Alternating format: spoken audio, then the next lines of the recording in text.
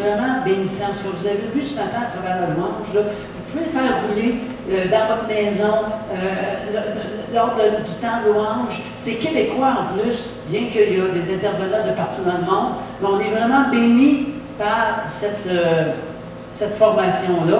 Et là, ce matin, on va entendre aussi un petit partage de M. Berceau, je crois. Oui. On part. Bonjour et bienvenue à la pensée du jour. Aujourd'hui, j'aimerais vous inviter à réfléchir avec moi à l'Église. Quand on parle de l'Église, on pense peut-être tout de suite à un bâtiment, au lieu où on va chanter, où on va prier, où on va entendre la parole. Et l'Église, dans le Nouveau Testament, le mot Église, ecclésia, n'a jamais été utilisé pour parler de bâtiment. Pas même une fois. Pas même une fois, on a utilisé le mot Église pour parler d'un lieu, mais l'Église, dans le Nouveau Testament, c'est l'assemblée, la communauté, la congrégation, la réunion, le rassemblement, et c'est ce qu'on doit garder à l'esprit aujourd'hui encore. On se souvient, et c'est un texte important quand on parle de l'Église, de cette déclaration solennelle de Jésus à Pierre. Pierre vient de faire une belle déclaration, une belle confession, et Jésus lui dit « Moi, je te dis ». Donc Jésus fait aussi cette déclaration, une déclaration, il dit « Et moi, je te dis que tu es Pierre, et que sur ce roc, je bâtirai mon église ». Je ne vais pas rentrer dans la polémique de Pierre, et Pierre, tu es Pierre, sur cette pierre, hein, tu es Pétrus.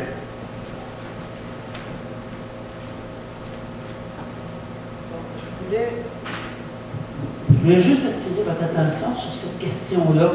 C'est que souvent, en français, on a un mot, alors qu'en grec ou en hébreu, il y en a plusieurs.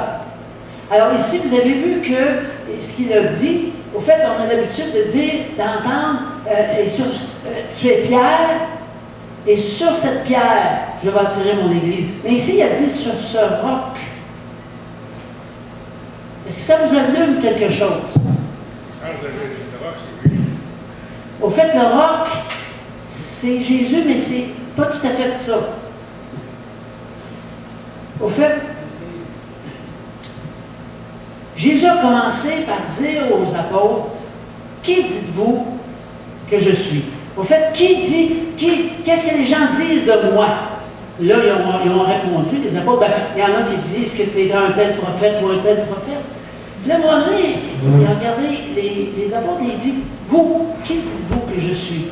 Et c'est là que Pierre a déclaré quelque chose. Est-ce que vous vous souvenez, de ce qu'il a dit? Je suis le Fils de Dieu. Oui, plus précis. Il a dit, tu es le Christ, le Fils du Dieu vivant. Okay? C'est cette déclaration-là qui est le roc. C'est une déclaration, le roc. C'est pas Pierre lui-même, parce que c'est un mot différent, comme on va voir tantôt. Et là, Jésus a répondu, « Heureux es-tu, Simon, fils de Jonas. » Ça, c'était son nom. OK? Ce n'est pas la chair et le sang qui t'a révélé cela, mais c'est mon Père qui est dans les cieux. Il a continué en disant, « Tu es Pierre. » Et sur cette déclaration que tu viens de faire, que je suis le Christ, le Fils du Dieu vivant, je bâtirai mon Église. Comprenez-vous que c'est différent que de bâtir son Église sur un homme qui s'appelle Pierre. Mais c'est sur la déclaration, sur le fait que Christ, comme tu disais, Jean-Guy, dans le fond, tu avais raison aussi, c'est sur le fait que Christ, que Jésus est le Christ, le Fils du Dieu vivant. Amen. Donc, si on regarde encore ici sur l'écran, on voit que le Pierre, quand il nomme Pierre, il lui redonne un autre nom. Voici, tu es une petite roche. Dans le fond, ce que Jésus lui dit, je te donne un nouveau nom. Tu passes de Jonas, fils Simon, fils de Jonas, à Pierre, petit roc, petite roche, comme à gauche. Et sur ce roc, le rocher immuable de la parole de qui est Jésus vraiment, qui est le Christ, le Fils du Dieu vivant, je bâtirai mon Église. OK? C'est bien important de comprendre ça pour ne pas penser que Dieu bâtit sur des hommes. Amen? Amen. Est-ce que ça va pour tout le monde? Est-ce que vous avez Oui. des questions là-dessus? C'est beau. On va continuer. Mais attendez un peu. J'ai un autre ici. Au fait, c'est des mots en grec, c'est Petros et Petra. OK? Qui veut dire pierre et roche ou rocher. Fait que c'est deux mots différents, mais nous, on traduit tout ça dans la plupart des versions comme pierre et pierre. Amen? Ça veut dire qu'on peut continuer. C'est sur cette Petra, je ne rentre pas là-dedans, je sais qu'on avait une conversation assez intéressante à Kinshasa il n'y a pas longtemps avec les étudiants de la Fatah, mais j'aimerais insister sur l'Église aujourd'hui, on prendra peut-être le temps pour ça une autre fois, mais insister sur l'Église aujourd'hui en disant, Jésus dit, je bâtirai mon Église. Il n'y a pas beaucoup de mots dans cette phrase, mais tous les mots sont importants. C'est Jésus qui bâtit son Église. C'est son Église à lui. Ce n'est pas l'église d'un pasteur, ce n'est pas l'église d'une congrégation, c'est l'église de Jésus. Mais je vous invite vraiment à garder ça en tête ce matin, aujourd'hui, ce soir, c'est l'église de Jésus. C'est lui qui est l'architecte, qui est le constructeur, qui est le fondement, qui est le propriétaire. L'église, c'est son œuvre, c'est sa propriété. Et si Jésus parle de l'église en disant c'est mon église, l'apôtre Paul, lui, nous parle de l'église comme étant un corps. Et vous connaissez cette image, il dit, bon, ben, dans un corps, il y a différents membres, tous les membres ont leur importance. Certains membres peut-être peuvent sembler insignifiants, mais ils sont néanmoins importants. On ne peut pas dire qu'on n'a pas besoin d'une oreille, ou pas besoin d'un pied, ou pas besoin d'un doigt. Tous les membres du corps sont importants. Et l'apôtre Paul dit dans 1 Corinthiens 12, vous connaissez ce passage, vous pourrez le lire sur le site de la pensée du jour, eh bien, que le corps, c'est ce rassemblement de différentes parties et que l'Église, c'est ça. L'Église, c'est un corps. Nous faisons partie d'un seul corps. L'Église est comparée donc à un corps, chaque disciple est membre et Jésus en est la tête. Jésus est la tête de ce corps. Notez bien que le mot tête, c'est le même mot que chef. D'ailleurs, en français encore, aujourd'hui, pour parler d'un chapeau, on va parler d'un couvre-chef. Parce que chef et tête, c'est le même mot. Jésus est donc la tête de l'Église. Il est le chef de l'Église. L'apôtre Paul dit aux Éphésiens, il a tout mis sous ses pieds et l'a donné pour chef suprême à l'Église. Alors, on insiste sur ces deux vérités aujourd'hui. C'est l'Église de Jésus, c'est lui qui est le chef. C'est pas un homme, c'est pas un mouvement, c'est pas une organisation. Jésus est le chef de son Église. C'est lui qui dirige, qui conduit et qui amène l'Église à grandir. Il dit, je bâtirai mon Église. Et c'est important de réaliser que nous, en tant que chrétiens, nous faisons partie de cette Église. Nous ne sommes plus des étrangers, comme dit l'apôtre Paul aux Éphésiens. On n'est plus des gens du dehors, mais on est concitoyens, saints, gens de la maison de Dieu. On a été édifiés. Même l'apôtre Pierre, dans son épître, va reprendre l'expression, quand Jésus lui a dit « tu es Pierre et sur cette pierre », lui-même va reprendre l'expression en disant « nous sommes tous des pierres vivantes ». Et ces pierres vivantes qui forment un édifice glorieux à la gloire de Dieu, un édifice qui est l'Église. Nous, en tant qu'êtres humains, en tant que chrétiens, nous sommes édifiés pour être cette habitation de Dieu en esprit. Dans l'Ancien Testament, Dieu habitait au milieu de son peuple au travers du temple. Le temple, c'était la maison de Dieu. Dans le Nouveau Testament, le temple, la maison de Dieu, c'est l'Église qui est formée de pierres vivantes, c'est-à-dire des chrétiens qui sont rassemblés ensemble et qui forment cette Église. Maintenant, l'apôtre Paul, lorsqu'il parle du corps, va dire que personne ne méprise son corps, mais personne ne va faire du mal à son corps, car il se fait du mal à lui-même. De la même manière, j'insiste maintenant sur un point, l'Église, c'est le corps de Jésus.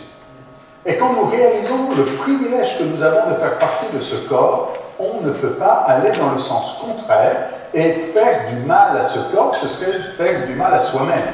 Je reprends ce qui s'est passé dans Actes chapitre 9. Paul sur le chemin de Damas. Jésus rencontre Paul sur le chemin de Damas et Paul lui dit « Mais qui es-tu, Seigneur ?»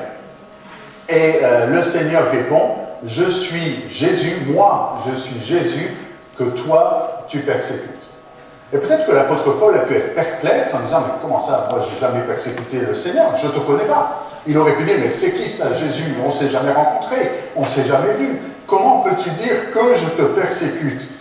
Et Jésus dit, toi, Paul, quand tu persécutes l'Église, quand tu persécutes les chrétiens, tu persécutes Jésus.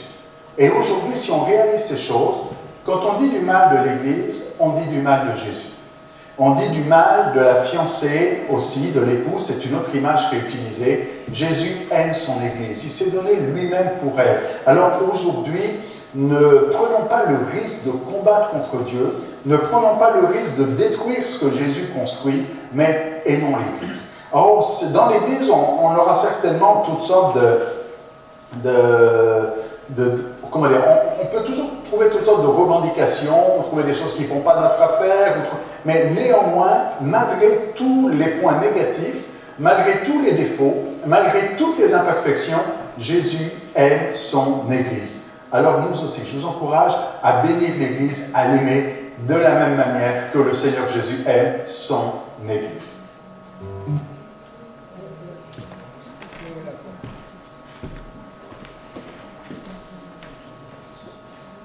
Amen. Est-ce que vous avez appris quelque chose? Est-ce que vous avez appris quelque chose pendant cette vidéo? Est-ce quelque chose qui vous a frappé? Est-ce que vous retenez quelque chose d'important? Moi, ce que j'ai appris, c'est que l'Église, c'est l'unité des membres. Tous ensemble, puis on forme le corps de Christ. OK, donc c'est vraiment tous ensemble. OK, ça c'est bien important. Si on dit du mal de l'Église, on dit du mal de Jésus parce que c'est son époux, il est mort pour elle. Amen. Écoutez, c'est tellement facile de trouver une faille chez un être humain. Ça, il n'y a rien de plus facile que ça. On peut tous tomber dans ce piège-là. Et je vous avoue que moi-même, je suis tombé dans ce piège-là. Alors, mais à un moment donné, le Seigneur m'a parlé. Et il m'a dit, prends ce qui est bon dans ce ministère. Parce que, vous savez, des fois, on analyse un ministère. À un moment donné, on avait reçu Mario Massicotte, puis à la porte, il y avait un visiteur, une dame qui était là. Puis elle dit, dis-moi, elle dit top chrétien. Puis elle commence à critiquer top chrétien. On peut trouver n'importe quoi sur n'importe qui, même Billy Graham, même David Wilkerson, etc. Mais le Seigneur dit simplement qu'on est une famille. Et dans ce sens-là, dans une famille, tu as différents caractères, tu as différents appels, tu as différents... Et je pense que le Seigneur nous invite ce matin à travers cette vidéo-là, de simplement prendre ce qui est bon pour nous dans les différents ministères. Puis peut-être que je ne comprends pas encore ce qui se passe dans telle chose, vous savez, dans tel autre ministère. Alors, c'est un élément important, je pense, ici. Malheureusement, plus qu'on a de la connaissance de la parole de Dieu, plus qu'on commence à se poser en juge. Et ça, c'est pas de Dieu. Parce que le Seigneur est tellement clair sur le jugement. Et on rejette. Et qu'est-ce que ça fait? Ça blesse le corps. Chaque fois qu'on rejette, on blesse le corps. Et c'est quand même un élément important. Une autre intervention? Ça, je pense que c'est un élément très, très, très, très important ici. Parce qu'il ne faut pas vraiment se considérer plus important l'un que l'autre. Amen. Parce que si on fait une affaire, si quelqu'un a un mystère qui est dans cette pratique, on va dire, soit tu ne l'as pas, tu as d'autres choses à dire. Oui. Fait que plus on commence ensemble, c'est l'Église de Dieu qui en fait. Oui, amen. Là-dessus, j'ai une petite histoire à vous raconter. Peut-être certains d'entre vous la connaissez, là. C'est l'histoire d'un nez. Un nez. Je ne dirais pas un épais, là, mais en tout cas, un nez. C'est l'histoire d'un nez qui, à un moment donné, est tanné de porter des lunettes pour les yeux qui sont fatigués. Il dit, à partir de maintenant, là, Les yeux, là, arrangez-vous donc tout seul, là. Moi, je suis tanné de travailler pour vous autres. Alors, la personne qui avait quand même des yeux un petit peu abîmés avait à voyager. Et lorsqu'il a voyagé, il a rencontré une pierre qu'il n'a pas vue et il est tombé Sur le nez. sur le nez. Alors, la morale de cette histoire, Chaque membre est important. exactement. Et parfois, on doit supporter notre frère, notre soeur, qui a une faiblesse. Ça, c'est donc bien difficile. Ça, c'est difficile. Mais c'est tellement important. Amen? Amen. OK, donc, est-ce qu'il y a autre chose qui... Donc, on prend conscience que l'Église, c'est vraiment le corps de Jésus, que Jésus, c'est la tête. Amen. Et puis, quelles conséquences ça a sur nous maintenant? Le fait de comprendre ça et de s'attarder à cette réalité-là, de cet enseignement-là. Qu'est-ce que ça a comme conséquence sur nous? On grandit. On Yes. grandit, oui. Amen. En quoi? On grandit. C'est important de grandir. En effet. Parce que la parole nous dit que le Seigneur veut nous nourrir. Il ne faut pas rester au lait. Georges, je pense que tu avais quelque chose. Ce que je me dis aussi, c'est que tous les membres, c'est un peu comme dans le corps humain, le corps physique, Oui. tout est interrelié. Yes. S'il y a un système qui ne fonctionne pas bien ou qui va avoir un impact sur les autres aussi, Amen. c'est de là l'importance de tous s'entraider, Oui. de se soutenir les uns les autres. Amen. L'autre chose aussi, en tant que petit aiglon, petit nouveau chrétien, ben c'est sûr et certain que j'ai eu longtemps à comprendre, moi je peux dire ça, donc, tout comme tu me disais à un moment donné, tu sais, je te disais à un moment donné, j'essayais de lire la Bible là, puis je n'étais pas capable, Ouais. je comprenais rien, puis à partir du moment où c'est l'esprit descendu sur moi, tout s'est éclairci. Amen. Et puis, ce qui veut dire qu'avant, pour moi, effectivement, quand on disait Pierre, sur cette pierre, je vais bâtir mon église, je voyais du concret, mais là, je voyais les pierres construites, des églises physiques, et non pas spirituelles. Je suis content d'apprendre aujourd'hui le sens, le sens même du mot église. Comme ça, prendre des choses nouvelles comme ça, je suis venu ici pour apprendre, justement, étudier la Bible et comprendre ces choses-là. Ça me nourrit. Amen. Amen. Ça, c'est bon. Quand on grandit, OK, c'est là que le Seigneur bénit. Parce que quand on ne grandit pas, on recule. On est comme en contre-courant. Tu sais, quand tu ne rames pas, là, puis tu es dans un courant d'eau, tu vas te mettre à reculer si tu arrêtes de ramer, puis c'est pas long que tu vas te retrouver dans la chute en arrière. C'est important aussi ce qu'il disait que notre corps est tout interrelié. Moi, je le sais dans le domaine de la santé, mais il y a un verset qui dit, même là, je ne l'ai pas par cœur, mais il dit même le plus petit membre qui semble inutile, ben, en tout cas, qu'il a une fonction étrange, là, je ne sais pas comment c'est dit, là, ben, il parle de l'anus. S'il ne marche pas, Ça va il est pas caché, hein, on ne le voit pas. Et si celui-là ne marche pas, je peux vous dire que je connais du monde que quand ça ne marche pas bien là, il n'y a rien qui marche pas bien. Fait que ça va mettre des dépressions, tout ça. Fait que même celui qui semble être le plus petit membre, on se doit, même si nous autres, on serait dans un membre qui a l'air plus important, ou plus gros, ou plus. On se doit d'écouter ce que le petit membre dit, parce qu'il dit peut-être quelque chose de très, très important qu'il voit. En parlant de petit aiglon. Et souvent, les petits nouveaux qui arrivent, ils voient des choses qu'on ne voit plus, nous autres, les vieux entêtés, ou les vieux. C'est ça. Une autre chose aussi qui me revenait dans la tête tout à l'heure, c'est que. Je comprends déjà là. Oui, amen. Ce que je trouve important aussi, c'est de ce qu'on apprend de transformer en décision. en transformation de notre être. Parce que c'est beau, le Seigneur peut nous apprendre plein d'affaires. On peut être très, très, très spirituel, intellectuellement. Mais être spirituel dans le concret de tous les jours. Amen. Ça fait que ça prend des décisions, ça prend des transformations. Amen. Ah oui, c'est ça. Ce qui apporte des fois des petits conflits entre nous autres en croyant, c'est que Dieu t'a tout donné des dons différents. Oui. Un voit avec le cœur, l'autre voit avec les chiffres, l'autre voit avec les techniques, l'autre voit. Et il faut respecter ça parce qu'il ne nous a pas tout donné tous les dons. Ça veut dire que c'est comme on a chacun une paire de lunettes qui voit d'une couleur différente. Il faut accepter que c'est la grâce multicolore de Dieu. Hein? On pense que c'est juste moi qui ai raison. Tout le monde a raison.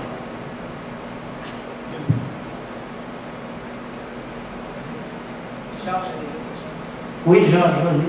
Une chose que j'ai remarqué aussi, c'est que on dit qu'on prend un corps. Ça serait bon que vous veniez au micro parce que je pense que ce serait. Je vais juste vous demander, parce qu'on veut que tout le monde entende, mais aussi qu'on puisse entendre au. Ça, est-ce que c'est suffisant? C'est suffisant? Allez dans tes bras, allez dans tes mains.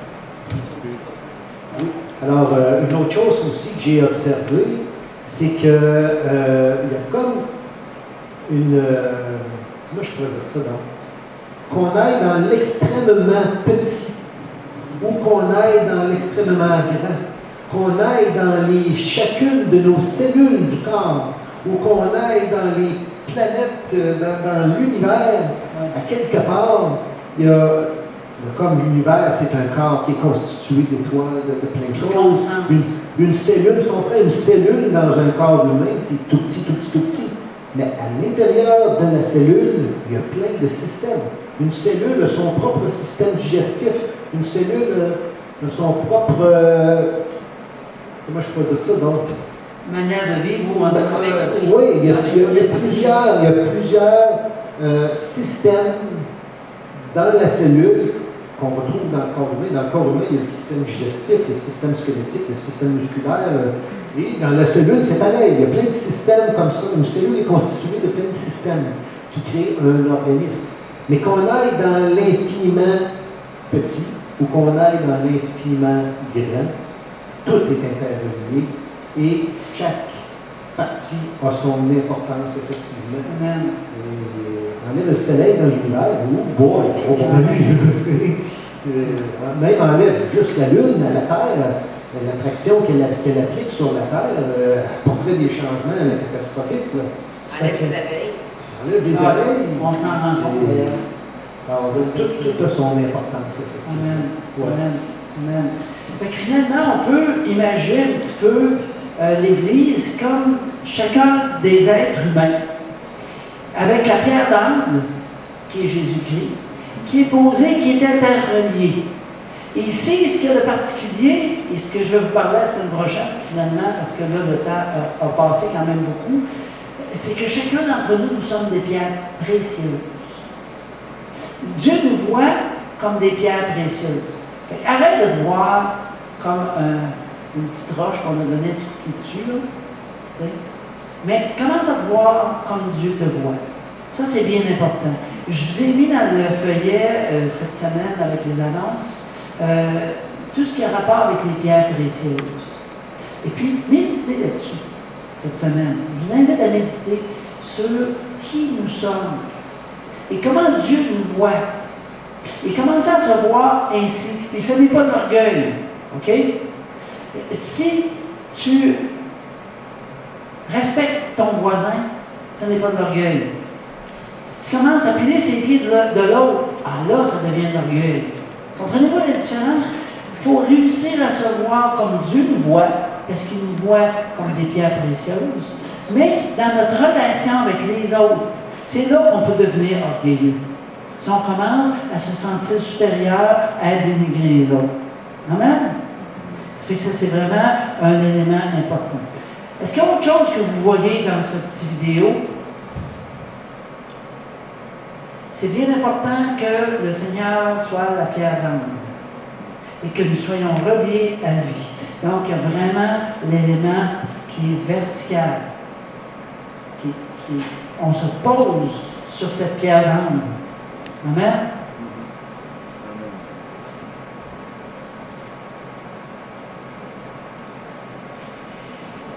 Amen. Je voulais peut-être revenir. Oui, vas-y donc, Georges. Une chose qui Micro.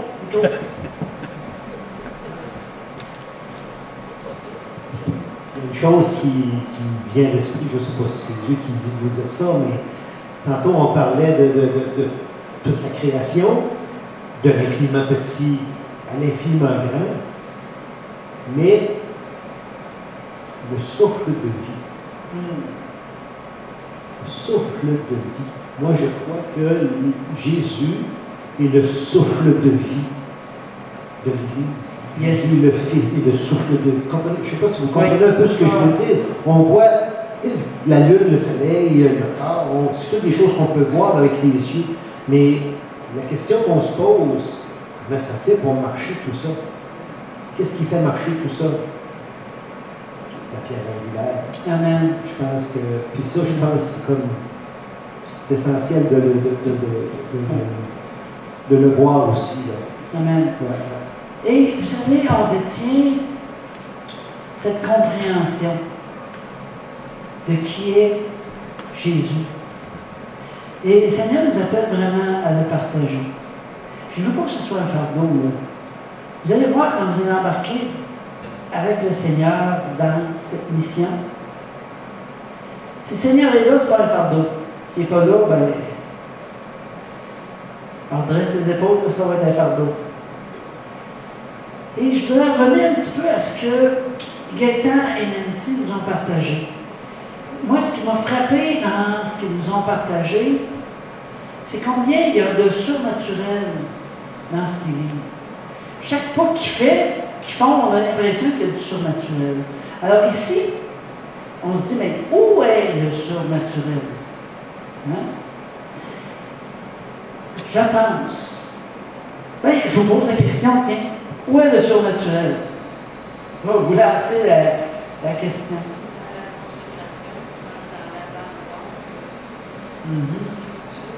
OK. Dans l'abandon, j'aime ça, la consécration, amen. Voyez-vous autre chose? Vous savez, ici, là, je le répète des fois, on est malade. Est-ce qu'on prie Dieu puis on se fie sur lui? Ben non, on s'en va chez le médecin. On a besoin on n'a plus d'essence. Ben, tu regardes dans ton compte, tu vas faire un emprunt à la banque, ou tu as besoin d'un paiement, tu as besoin d'argent quelque part, tu en vas à la banque, tu le demandes. Quand tu es dans une situation où tu ne peux plus faire ça, c'est là que le surnaturel de Dieu se manifeste. Alors, un autre défi cette semaine que je vous lance. Demandez à Dieu qu'il vous révèle qu'est-ce qui empêche le surnaturel dans votre vie. Là où est-ce que vous ne lui faites pas confiance, dans le fond? Donc, vous donnez déjà une partie de la réponse. Je pense que c'est là que ne peut pas, quand on fait confiance à nos propres moyens, le surnaturel de Dieu est superflu. C'est grave ce que je dis là. Je trouve ça très grave. Je trouve ça très grave dans ma propre vie. Et pourtant, je vis le surnaturel de Dieu tellement quand je pars en Afrique. Quand on est au Bénin, il y a du surnaturel par-dessus le surnaturel. Ici, ben, on dirait qu'on se tourne vers tout ce qui est à notre portée. Je vais vous demander de vous lever. Merci. Merci, Jésus. Seigneur, nous voici devant toi et puis on veut simplement s'en remettre à toi. Pour les petites choses comme pour les grandes. Seigneur, nous faisons partie d'une famille, peut-être une famille qu'on n'a même pas eue quand on était jeunes, même si on en a eu une, cette famille-là ne nous amenait pas tout ce dont on a besoin. Et Seigneur, nous voulons à Saint-Malachie être cette famille qui, par nos relations avec toi d'abord et entre nous, fait en sorte que nous attirions les gens à toi. Et Seigneur, que nous puissions nous encourager les uns les autres. Priez pour Micheline, priez pour Darlene, priez les uns pour les autres, priez pour Max, priez pour Zouli, qui n'ont pas pu être là ce matin. Mais que nous soyons ensemble pour l'avancement de ton royaume. Alléluia, Jésus. J'aimerais celui qui montre quelque chose à cœur, d'avancer au micro puis de venir prier. OK? J'aimerais que plusieurs personnes participent à ce temps de prière-là. Amen? Amen? Alors, je vous invite à venir au micro.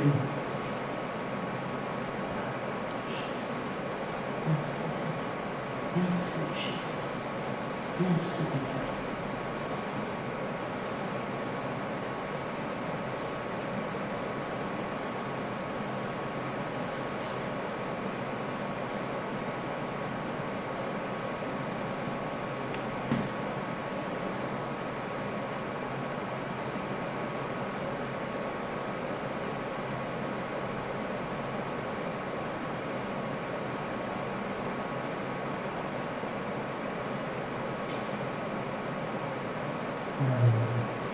Ce qui me vient à cœur, c'est de demander pardon à Dieu pour nos jugements, nos critiques envers soit les ministères ou nos frères et nos sœurs. Alors, si vous voulez, on va demander pardon. Si vous êtes d'accord avec moi, vous allez simplement répéter après moi. Seigneur Jésus, nous te demandons pardon. Je te demande pardon aussi, Seigneur. Pour les critiques, les jugements.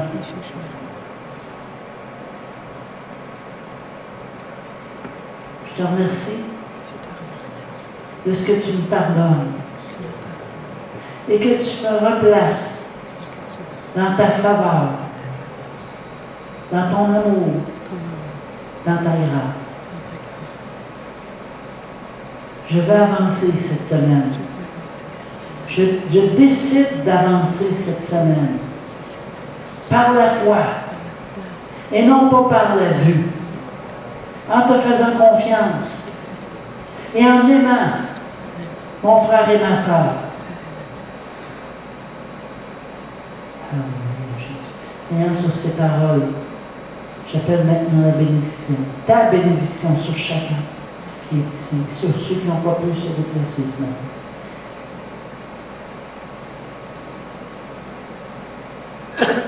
Et Seigneur, que chacun d'entre nous puissions toujours être prêts à témoigner de ce grand amour que tu as eu envers nous.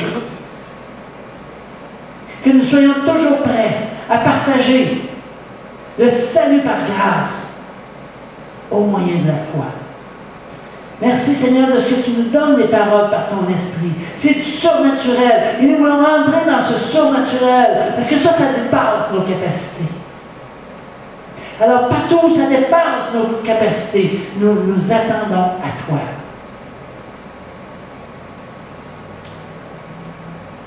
Merci, Seigneur, de ce que tu nous donnes, de sortir de notre zone de confort et d'aller de l'avant. Par Jésus. Amen. Amen. Soyez présents la semaine prochaine. Ça va